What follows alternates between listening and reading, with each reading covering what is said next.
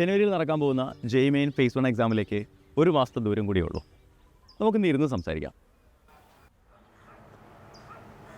കഴിഞ്ഞ ഒരു വർഷത്തോളമായി ഉറക്കമൊഴിച്ചും ലൈഫിൽ വളരെ പ്രധാനപ്പെട്ട പല ഒക്കേഷൻസും ഒഴിവാക്കിയും നമ്മളെക്കാൾ മുന്നേ ലക്ഷ്യത്തിലേക്ക് ഓടിയെടുക്കുന്ന കൂട്ടുകാരെ കണ്ട് നമുക്കൊരു ദിവസം വരും എന്ന് സ്വയം സമാധാനിപ്പിച്ചൊക്കെയാണ് നിങ്ങൾ ഇതുവരെ എത്തിയത്.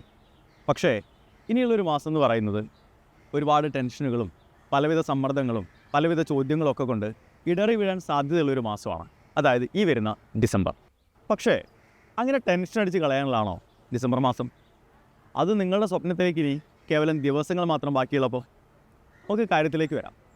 ഇനിയുള്ളൊരു മാസം എല്ലാവരെയും പ്രധാനപ്പെട്ട കൺസേൺ ആണ്, സിലബസ് കംപ്ലീറ്റ് ചെയ്യണോ അതോ റിവിഷൻ സ്റ്റാർട്ട് ചെയ്യണോ എന്നുള്ളത്. ഫസ്റ്റ് ഓഫ് ആൾ നിങ്ങൾ സ്റ്റോപ്പ് ചെയ്യേണ്ട കുറച്ച് കാര്യങ്ങളുണ്ട്. അതിൽ ഏറ്റവും ആദ്യത്തെ കാര്യം എന്ന് പറയുന്നത്, ഇനിയുള്ള സമയം പുതിയ ടോപ്പിക്കുകൾ പഠിക്കാനോ പുതിയ ചാപ്റ്ററുകൾ പഠിക്കാനോ അല്ലെങ്കിൽ പുതിയ മെറ്റീരിയൽ റെഫർ ചെയ്യാനോ ഒന്നും നിങ്ങൾ നിൽക്കരുത്. രണ്ടാമത്തെ കാര്യം, പെട്ടെന്ന് തീർക്കണമല്ലോ എന്ന് വിചാരിച്ച് ബേസിക്സ് പോലും അറിയാത്ത ചാപ്റ്ററുകൾ നമ്മൾ ഹറിവറിയായിട്ട് റിവൈസ് ചെയ്ത് പോകും. അത് നിങ്ങൾ നിർബന്ധമായിട്ട് സ്റ്റോപ്പ് ചെയ്യണം. കാരണം ബേസിക്സ് അറിയാതെ നമുക്കൊരിക്കലും ഇത് റിവൈസ് കൊണ്ട് പ്രത്യേകിച്ചൊരു ഗുണമില്ല, വേസ്റ്റേജ് ഓഫ് ടൈം മാത്രമാണ്. പലപ്പോഴും ഇനി ഒരു മാസം ഉണ്ടല്ലോ, അപ്പോൾ അതുകൊണ്ട് നമ്മളെ കൊണ്ട് ഫിനിഷ് ചെയ്യാൻ പറ്റും എന്നുള്ളൊരു ഫോൾസ് കോൺഫിഡൻസ് ആണ് ഇതൊക്കെ നിങ്ങളെ കൊണ്ട് ചെയ്യിപ്പിക്കുന്നത്. ഇത് അവസാനം എത്തിച്ചേരുന്നതോ നമുക്കിതൊരിക്കലും പോസിബിൾ അല്ല എന്ന് നമ്മൾ തിരിച്ചറിയുന്നത് എക്സാമിന് വളരെ കുറച്ച് ദിവസങ്ങൾക്ക് മുമ്പായിരിക്കും. അതോടുകൂടി നമ്മൾ വീണു പോകുന്നത് വലിയൊരു ഡിപ്രഷനിലേക്കായിരിക്കും. നിങ്ങളുടെ എക്സാമിനെ അത് കാര്യമായിട്ട് എഫക്റ്റ് ചെയ്യുകയും ചെയ്യും. അപ്പോൾ പിന്നെ ഇനിയുള്ള സമയം നമ്മൾ എന്ത് ചെയ്യണം എന്നല്ലേ നിങ്ങൾ ആലോചിക്കുന്നത്? പറയാം. Focus on these 3 things.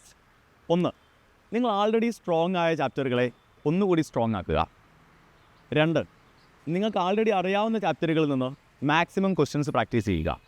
3, physics, chemistry, maths ഈ 3 സബ്ജക്റ്റുകളും മിക്സ് ചെയ്ത് മിനിമം ഒരു ദിവസം 40 ക്വസ്റ്റ്യൻസ് എങ്കിലും ചെയ്യാൻ ശ്രമിക്കുക. മാക്സിമം നിങ്ങൾക്ക് എത്ര ക്വസ്റ്റ്യൻസ് വേണമെങ്കിലും ചെയ്യാം.